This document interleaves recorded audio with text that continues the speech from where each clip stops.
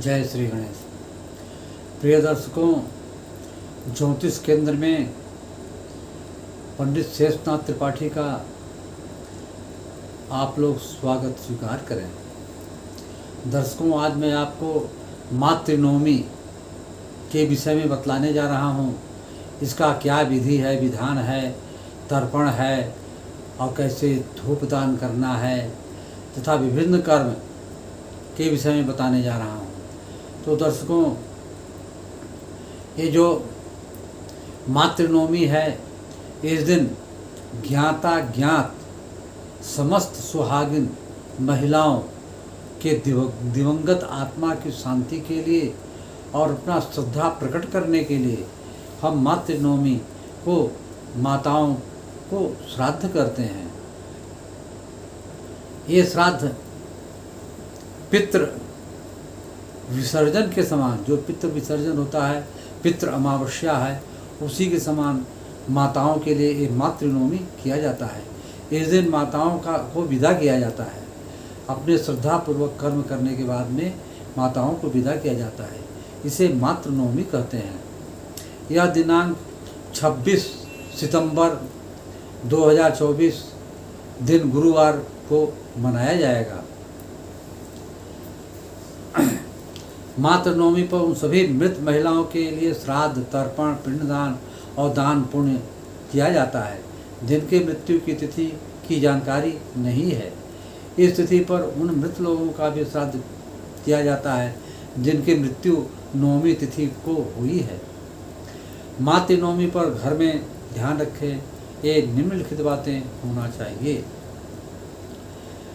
पितृपक्ष की नवमी तिथि को सुबह जल्दी उठना चाहिए और घर की साफ सफाई करना चाहिए। घर के बाहर रंगोली बनाना चाहिए। रंगोली ये आप घर के बाहर में अवश्य बनाएं, इससे पितर बहुत प्रसन्न होते हैं। और रंगोली बनाने का भाव रखें कि हम घर परिवार के पितरों के स्वागत के लिए यह रंगोली बना रहे हैं कि ये पितर आप लोग आइए और हमारे श्रद्धापूर्वक किए गए कर्मों को स्वीकार कीजिए। इसके लिए स्वागत के लिए मैं ये रंगोली बना रही हूँ। घर के मंदिर में गणेश जी, शिव जी, विष्णु भगवान, दुर्गा देवी और अन्य देवी देवताओं का पूजन करें और भगवान सूर्य को जल अर्पण करें, अर्घ्य अर्पण करें। तो ये पंच देवताओं का पूजन हो जाता है। देव पूजा के बाद पितरों को धूप दान करें। सात्विक खाना खाएं। खाने में लहसुन प्याज का इस्तेमाल नहीं करें। ध्यान रखें, जब तक श्राद्ध कर्म नहीं करते हैं तब तक आप फलाहार ले सकते हैं, लेकिन भोजन नहीं करना चाहिए। और पितरों को श्राद्ध करने का समय 11:30 बजे से 12:30 बजे के बीच में होता है। ये पितृकाल होता है। इस दिन अगर आप श्राद्ध करते हैं तो पितृ लोग इसे सहर्ष भाव से सहर्ष स्वीकार करते हैं, क्योंकि ये समय ये पितरों का होता है। गाय के गोबर से बना हुआ कंडा जलाएं और जब उसका धुआं निकल जाए, उस कंडे का धुआं निकल जाए, तो उसके ऊपर सुहागिन महिलाओं का ध्यान करते हुए गुड़, घी, खीर, पूड़ी को अर्पित करें। और उन लोगों के लिए गुड़, घी, खीर, पूड़ी अर्पित करें जो दिवंगत हो गई हैं, और विभिन्न जो माताएं हैं उनके लिए भी अर्पण करें। और उनके लिए भी अर्पण करें कि जिनकी मृत्यु तिथि नवमी है। उनको धूप दान करते समय जब धूप उसके ऊपर जब दान करें, धूप दान जब करें, तब उनको बोलें ओम पितृदेवताभ्यो नमः, ओम पितृदेवताभ्यो नमः। ये करके उनका ध्यान करें, अपने पितरों का ध्यान करें। देखे हैं, नहीं देखे हैं, जानते हैं, नहीं जानते हैं उनको, लेकिन उनके विषय में आप उनका ध्यान कीजिए। ध्यान करने से वो अत्यंत प्रसन्न होते हैं। और धूप जलाने के बाद में जब धुआं निकलना, जब धूप आप जला लिए, तब खीर पूड़ी का अर्पण सब कुछ कर दिए।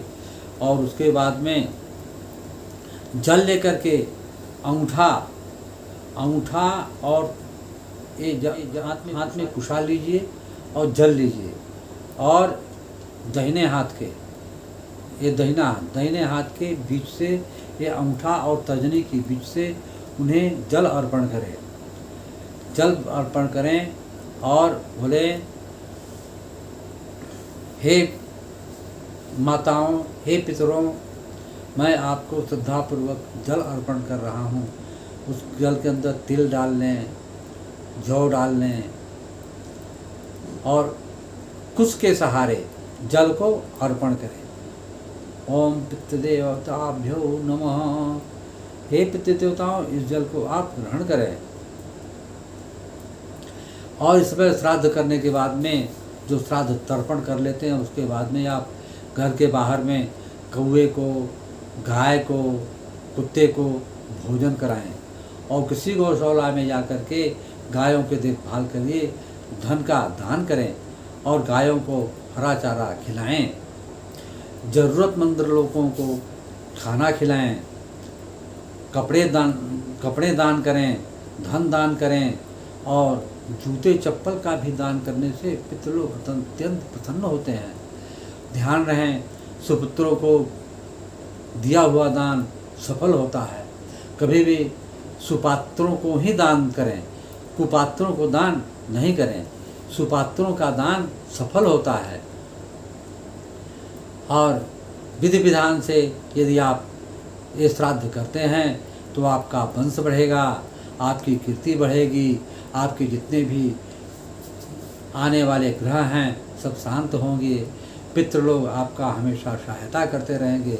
आपके कठिन समय में, जब आप कठिन दौर से जब आप गुजरेंगे, उस समय आप पितरों का ध्यान करेंगे तो पितृलोग आपका सहायता करेंगे और आपको वो रास्ता बताएंगे कि जिस रास्ते से आपका सर्वविध कल्याण हो।